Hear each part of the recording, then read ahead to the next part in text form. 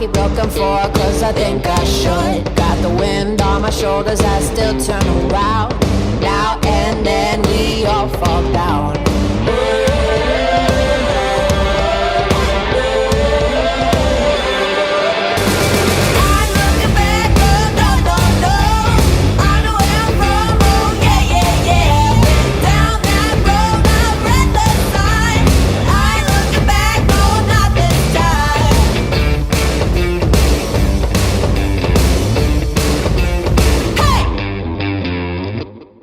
Brother, sekali lagi gue beruntung dapat kesempatan untuk mencoba kamera terbaru dari Sony dan gue yakin ini bakal hits banget.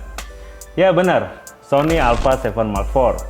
Kamera yang udah lama ditunggu-tunggu kehadirannya di Indonesia. Saat video ini muncul, harusnya barusan aja offline launching produk ini baru aja selesai. Nah brother, first impression gue ketika megang kamera ini pertama kali adalah handlingnya yang udah makin mantap. Berasa nyaman pegang kameranya, mungkin karena gripnya sekarang memang lebih besar. Kemudian, variangle LCD screen yang sama yang ada di kamera-kamera terbaru Sony seperti Alpha 7C dan Alpha 7S Mark III. Ini akan memudahkan kalian yang juga pakai kamera ini untuk video, jadi akan lebih mudah. Banyak yang tanya kemarin ke gue mengenai kualitas LCD screen-nya dibandingkan adiknya Sony Alpha 7 III. Dan ini LCD-nya udah jauh lebih bagus dan gue merasa nyaman banget pakainya. Button-buttonnya juga lebih enak sekarang, berasa lebih nyaman mencetnya. Dan ini juga nih, part yang gue suka banget. Shutternya bisa tertutup otomatis. Sama seperti di Sony Alpha 1 dan Alpha 7S Mark III. Sehingga ketika kalian ganti lensa, kamera kalian bisa terlindung dari debu-debu yang ingin sekali masuk untuk mengotori sensor kalian. Lanjut lagi yang baru dari kamera ini adalah setting foto dan video sekarang bisa terpisah. Foto mode dan video mode dan juga SNQ dibuat terpisah dan menyenangkan. Kita tinggal geser-geser dengan mudah dan gak kejauhan kayak di kamera-kamera Sony yang udah lama seperti misalnya di Sony Alpha 7R Mark IV gue. Port-port di samping juga udah bagus banget, udah menggunakan USB-C sehingga transfer data juga pastinya akan lebih cepat. Kemudian daun-daun pintunya juga udah bagus banget seperti di Alpha 1 dan Alpha 7S Mark III. Jadi nggak ringkih lagi kayak di Alpha 9 gue. Ada port eksternal mic, headphone, USB-C dan juga micro USB-A. Dan satu lagi yang nyenengin banget adalah HDMI-nya udah full size. Yang gue ngerasa tuh nyaman banget dengan HDMI full size ini dan pastinya nggak akan membuat kabelnya gampang lagi patah. Oke, yang baru lagi dari Sony Alpha 7 IV ini adalah slot 1 nggak hanya bisa diisi dengan SD card, tetapi juga bisa dimasukkan CF Express di slot satunya. Sehingga ketika kalian membutuhkan media penyimpanan dengan speed writing yang tinggi, seperti misalnya record video 4K 120 fps misalnya, kalian nggak perlu khawatir lagi. Teman-teman tinggal investasi lagi untuk beli CF Express-nya. Dan masalah penulisan data nggak akan jadi isu lagi. Di slot kedua, seperti yang sebelumnya, kalian hanya bisa isi dengan SD card aja. Udah lumayan banget lah. Ini juga yang ditunggu-tunggu, brother. Menu-menunya udah pakai menu yang baru dengan warna-warnanya yang bikin kita mudah ngenalin perbedaan menunya. Touchscreen juga udah bisa untuk memilih dan mengganti menu-menunya. Jadi bukan hanya touch untuk fokus aja, tetapi juga touch untuk memilih menunya. Fitur yang fungsional banget juga adalah terpisahnya setting untuk photo mode dan video mode.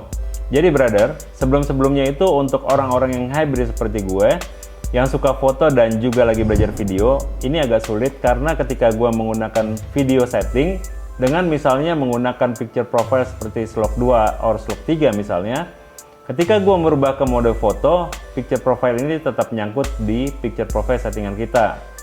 Sehingga gue mesti off-kan dulu, kemudian gue ganti ke creative style dan itu cukup memakan waktu dan momennya bisa hilang. Nah, ini nggak akan terjadi lagi di Sony Alpha 7 Mark IV, karena semua yang kita setting di video mode akan nempel terus ketika kita merubah ke posisi photo mode. Ini bakal membuat workflow gue bekerja menjadi jauh banget lebih baik. Oke, lanjut ya. Ini ada yang menarik juga. Fitur yang bagus yaitu kita bisa save setting kamera kita ke SD card, sehingga kita bisa duplikat setting kita di kamera tim atau teman kita ke setting kamera yang sedang kita pakai. Ini berguna banget ketika misalnya tim bekerja bareng di saat wedding. Kalau settingan udah sama, maka adjustment pada saat post processing akan menjadi jauh banget lebih simple. Oke brother, kamera ini pertama kali gue pakai di sesi hunting bareng teman-teman komunitas. Mereka nggak sadar gue pakai kamera ini karena bentuknya yang mirip-mirip Alpha 7S Mark III. Kesan pertama ketika gue mulai pakai ini adalah ini kamera cepet banget fokusnya. Cepet di sini terutama adalah bagaimana kamera ini fokus ke subjeknya. Autofocus dan e-autofocus berjalan dengan sangat-sangat sempurna. Performance di tes pertama ini benar-benar bikin puas. Fokus nempel terus tanpa ada banyak hambatan. Seperti di review-review gue mengenai kamera Sony sebelumnya, gue nggak akan pernah bosen dan selalu surprise dengan bagaimana kamera Sony lainnya dan juga Sony Alpha 7 Mark IV ini menangkap fokus. Touch tracking autofocus, continuous eye autofocusnya yang selalu juara, dan ini bisa difoto dan juga video mode. Animal and Bird Eye AF juga udah lengkap banget di Sony Alpha 7 Mark IV ini. Nah, sedikit data teman-teman, kamera Sony Alpha 7 Mark IV ini punya pixel yang lebih besar dari pendahulunya. Memiliki 33 megapiksel dan 15 megapiksel kalau kita aktifkan APS-C mode. Ada yang baru di tipe RAW filenya. Ada uncompressed RAW, lossless compression, and compressed RAW. Di pilihan JPEG ada JPEG, H.420 dan H.422. Video kualitas tertinggi masih di 4K, dimana buat kebutuhan gue dengan kamera ini menurut gue udah sangat-sangat cukup. Nah, di video ini, record setting kalian bisa set di 10-bit 422. Yang pastinya ini berita yang menyenangkan dan bagus banget untuk teman-teman videographer, dimana color grading pastinya akan menjadi lebih fleksibel dan lebih bagus. Berita menyenangkan lainnya untuk teman-teman yang lagi senang-senangnya video seperti gue adalah adanya PP11, yaitu S-Cinetone yang juga ada di kamera ini. S-Cinetone ini bikin video gue kelihatan lebih enak mentahnya, dan S-Cinetone ini baru ada di Sony Alpha 1 dan Alpha 7S Mark III. Jadi keberadaannya di Alpha 7 Mark IV tentu aja berita yang sangat-sangat menggembirakan.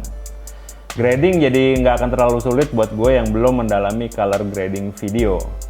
Nah, satu hal lagi yang berguna lagi buat gue yang suka bikin konten-konten kayak gini dan biasa shoot sendirian adalah autofocus yang bekerja terus walaupun gue pakai external monitor. Jadi gue udah nggak perlu khawatir lagi apakah ini akan fokus atau enggak. Untuk teman-teman yang penasaran apakah Sony Alpha 7 Mark IV ini mempunyai recording limit tertentu, jawabannya adalah enggak. Gue sendiri nggak sempat ngetes ke 24 jam atau terus-menerus, tapi gue udah melihat reviewnya di youtuber-youtuber luar yang memang mereka sengaja mencobanya, dan gue lihat ini berhasil. Kalian bisa record terus sampai baterai or memory card kalian habis. Oke teman-teman, saat video ini dibuat, gue sama sekali belum tahu berapa harga jual di Indonesia. Tetapi gue yakin banget harganya akan sangat sesuai dengan banyaknya feature-feature dan upgrade dari pendahulunya. So, silakan kalian coba di dealer-dealer terdekat dan juga Sony Center di kota kalian. Dan langsung aja segera pesen pre-ordernya sebelum kalian kehabisan. Karena gue yakin sekali, banyak orang yang udah nggak sabar pengen punya kamera ini. Oke brother, see you di next konten dan salam jepret.